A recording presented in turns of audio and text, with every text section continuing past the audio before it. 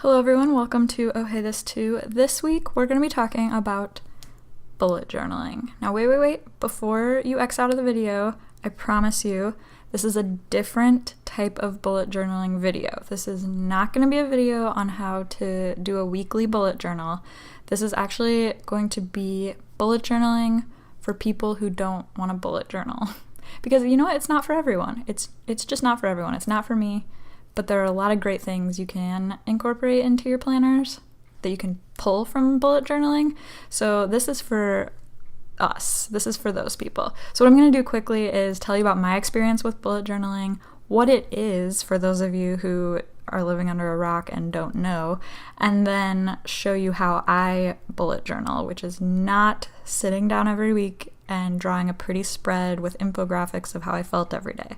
This is bullet journaling for people who are not type A people. I like to say I'm like type Z, like if well, the most opposite of type A, basically. If that sounds interesting to you, just keep watching, and if you like what you see and hear, please subscribe. I upload a new video every Monday night. Let's get into it. Okay, so starting with my experience with bullet journaling and kind of what it is, I'm going to take you back about a year ago. So it was Christmas time of 2016. So 2 Christmases ago, about 1 full year ago, I was sitting at home on Instagram, just scrolling through, and I went down this weird rabbit hole where I ran across these images of insanely organized notebooks full of doodles, or like planners full of doodles. And there were just photos upon photos of these cute, nicely lettered days of the week and graphs and charts, and I was intrigued. So I kept going further down the rabbit hole, and what I realized is this type of planner doodling has a name, and it's called bullet journaling. And I discovered that there are entire Instagram accounts dedicated to this craft, and entire YouTube channels of people showing you how they lay out their weekly spreads and showing them drawing their illustrations and their infographics and all of this stuff. And I was just blown away. I didn't know this thing existed. I had no idea anyone in the whole world spent this much time planning out their planners. I had no idea. I was so fascinated. Now, I also want to quickly here say that this video is going to sound like I'm dogging on bullet journaling, but I'm not. I understand why people do it. I understand that it's super therapeutic for some people. It's very just like a relaxing meditation type activity for a lot of people. It also does help some people. Some people truly are more organized when their planners look this way and when they've spent this much time on them. I am just not one of those people. It's not relaxing for me. It's actually very stressful, and it's just not for me. But there are things you can pull from bullet journaling that I still use, and that's what I want to share with you guys. So this is for everyone out there who's like me, who it's not for us, okay? Now, as a graphic designer, that's my day job, I have designed weekly planners before in my life, and I understand that there are like more and less effective ways to lay it out. I get that. I get the draw for wanting a planner that's perfectly tailored to your style. But what I could not wrap my mind around as I was scrolling through Instagram was how this could possibly be effective to spend so much time planning out your planner. Initially, I honestly thought it was the stupidest thing I had ever seen on the internet. Like, the amount of time some people spend on these layouts cannot possibly leave them with any time to do the actual things in the planners. I mean, I was like so against it at first, you don't even know. I was showing my mom and my sister and just being like, can you believe people do this? Well, fast forward 2 weeks and little old me is sitting down to plan out my first bullet journal. I don't know what to say. I became so fascinated. I kept looking through people's journals, and I started seeing some ideas that I thought were actually super clever and might be things that could really help me stick to some habits, or things that would be really great to look back on at the end of the year. So I sat down and I laid out my first couple of weeks, and I 100% could not stick to it. I could not remember to fill out the various charts every day. I couldn't even remember to actually write in it because I use Google Calendar. So then I was having to keep track of everything in 2 places because I have to have my Google Calendar. That's like not an option. And I was supposed to be also finding time to make them look cute and also fill them out and also do all the things in them. So I stopped after just 3 weeks. I very quickly realized it's just not for me. And I understand the type of person who bullet journaling is for, and I am the opposite of that person. It just doesn't work with my personality type, like I said before. However, this is where it gets good. There are some key elements that I learned from bullet journaling that I have absolutely loved over the past year, and I want to share them with you today because I honestly think everyone should be doing these things. And then also a little bit later in the video, I have a recommendation of kind of like a hybrid planner. It's not blank completely like a bullet journal, but it also isn't laid out and set up perfectly either. It's a very, very flexible planner. So at the end of the video, I'll tell you about that option. So super quickly, I wanted to talk about the actual planners. If you have just been listening so far, go ahead and look at the screen. This one that has been on the screen is not a bullet journal. This is a normal planner that has dates and months, and it has layouts. Here, I'll show you. It has like a monthly layout, it has notes, and then it has weekly layouts. And yeah, this is from ban.do, I think. If it's still available, I will link it. It's a really large planner, but I mean, you can't deny that it is beautiful. And then a bullet journal you would do in something like this. This I got from Target a couple of years ago, so I don't think it's still available anymore. But a bullet journal you would just do in any totally blank notebook. It doesn't even have to have lines. Honestly, it's probably better if it doesn't have lines. Something like a graph paper would be ideal for a bullet journal. And then later in the video, I will talk about this planner, which is a hybrid of the two. So it has notes pages and then date pages, but it's completely dateless. So if there's a week that you don't need to use a planner, you're not wasting any pages. It's great. I'll talk more about this later. So while I'm talking about some of these things, I am going to show you a few of my different graphs and charts and tracking things that I used from 2017, so no judging me on the content of these items, but I am going to show you them just so that you have a visual and know what I'm talking about. And those are all in this notebook, which is so beautiful. So the first and most important graph that I discovered from bullet journaling that quite literally changed my exercising life is this one. It's called an exercise tracker. Now, most of the examples I saw of this grid system were actually mood trackers, the idea being that you create a key showing various emotions, and then you fill in that day's square with whichever emotion you felt that day, and at the end of the year you can look back and kind of see some patterns.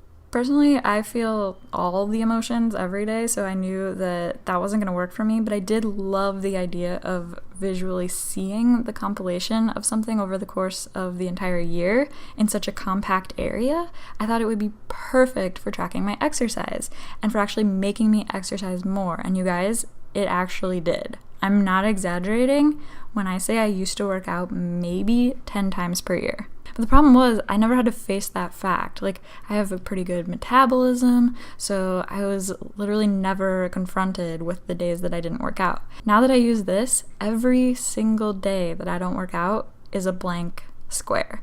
So it just really shows you how fast 7 days can fly by without you even realizing you haven't broke a sweat. And when you see it so visually on the chart, it really pushes me to at least make sure I do something that day, at least way better than what I used to do. I've hooked so many people on using a chart like this. I absolutely love it, and I see myself continuing to use this for forever because now I can't accidentally go a few weeks without working out because it's right there so visually for me to see how long it has been. And if you don't have a problem with that, that's cool, but I bet you could use this chart for something else in your life. Like really anything you need to do every day or as often as possible, you could use this chart to track and hold yourself accountable to. I love it so much. I basically went from working out almost never to working out quite often, at least for myself. It has actually changed a part of my life using this chart. So moving on, all the others are quite a bit quicker to explain, but this one is definitely my favorite and definitely one I'm going to keep using this year and next year and the next year and the next year. So another one that I am so happy I did was tracking all the nail polishes I wore in 2017. This one is definitely not as practically useful as the last one, but it's just so fun to be able to look back and see what I wore. I actually wore a lot less nail polishes than I normally do in the year because for like a few months I didn't have all my nail polishes. There were a lot of reasons, but anyway, it's still so fun to look back on. I have a feeling this year I'm going to wear a lot more, and I'm super excited to see the end result, and it's just so easy to do. You just do it when you put on a new nail polish. I just go in my journal, add the name of the polish and the brand, put a little swatch of the color, and then leave it open to dry overnight, and it's good to go. Also, quick side note, yes, my handwriting is terrible. A lot of people think because I'm a designer I have good handwriting, but that's just not the case. It's actually terrible. Drawing is very different than writing. Very different. Another thing that I loved tracking that I definitely could have made look a lot cuter, but honestly, you know how when you do something at a job all day, every day, and you like the last thing you want to do when you get home is that same thing? Well, I sketch and draw and lay things out all day, every day, so my own personal notebooks and journals are like the one place I get to just be the worst about it and like not make it look good. So that's the reason it looks like that. Anyway, another thing I loved tracking and looking back on and tracking throughout the year was the list of all the movies I've watched. So you can see here almost all the movies I watched in 2017, and I'm so happy to have this to look back on. It's just fun to see how many I actually watched in a full year, and I feel like my number is super low compared to a lot of people, and like half of these are documentaries, but I have this problem where I can't watch a full movie. It's like a whole thing. It's like really hard for me, and we're not going to unpack that issue here right now tonight. But anyway, this has helped me watch a lot more movies though, because I wanted to add to my little list here, so it would kind of push me to like watch a movie the whole way through so that I could add it to the list. And this year I'm also going to be doing it with books that I've read. And you can get creative and cute with it and make them look like little books or little movies stacked on top of each other, which is sort of what I tried to go for here, except I didn't actually try that hard, but you get the idea. So see, all three of these so far, I only have one more to show you, but all three are not things you have to sit down and plan at the beginning of each week or month. They're just things you update throughout the year as you go. Easy peasy and still fun and useful. The next one isn't as graphically interesting at all. It's just a list, so I'm not going to show you my actual list, but it helped me so much with limiting my makeup and beauty purchases, so I really want to talk about it. And you could do this with clothes too, really anything you need help buying less of. So what I did is I wrote down everything I purchased in the beauty category. Everything. Like skincare, makeup, hair, deodorant, everything. And each item gets its own line on the list, not each order you place, but each item. And it really puts things into perspective of how much you're buying, because you just see the lines filling up, and they fill up so quickly. And I truly believe it helped me not purchase as much, because when I would think about buying something, I would think, I don't know, I'm gonna have to add it to the list. And I had this goal of like not filling a whole page front and back, which I actually did go over a little bit, but I can guarantee you that I probably bought half of what I would have bought if I hadn't been keeping this list. And my goal this year is to absolutely not fill both a front and back. And that sounds like a lot, but remember, this includes everything. So I don't know, just for me, really put things into perspective to see them written out as I was buying them throughout the year, and to have to think like, okay, this is gonna have to take up a line if I buy this thing. And I don't know, for me, it just really put things into perspective to see it all written out. I am a visual person, but if that's something that might help you, you might want to look into it. So those were the things that I pulled from bullet journaling that I think really help and are really fun, but are not things you have to commit to doing every single week. So hopefully that helps some of you.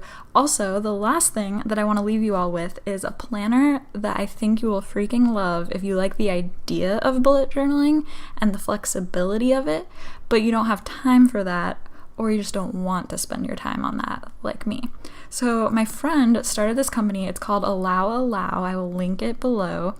in the description box, and they are brand new. So definitely follow along with her company as it grows. But basically, she designed a dateless planner so that you only need to use it when you need to use it. Like for me, I only use my planner when I'm super busy, so all those pages that I don't use just go totally wasted. And with this, you write in the dates, so you can totally customize it, and then each week also has an entire notes page. Instead of just one notes page at the beginning of the month, every single week has a notes page right next to your plans. So you can track smaller things weekly if you want, like what food you ate or how much sleep you got or other bullet journal-y type things over here, or you can just use it as like a to-do list. And then you can do your like planning, like meetings, appointments, stuff like that over on the left side. And this is not me asking you to like go buy one or anything. I'm just letting you know that this exists because it's what I use and what I'm going to be using in 2018. And I love it so much. And I'm really excited to watch this brand get bigger and start being able to do like bigger print runs and use different materials and stuff. And I don't know, if you want to support a women-run business, check out the link. It'll be in the description box. But anyway, not what this video is about. This is about bullet journaling. And if you don't want to actually bullet journal, I hope you found this interesting or helpful. If you did, please let me know in the comments. Maybe share the video. Yeah? Cool. I'll see you in the next one. Be nice to each other. Bye.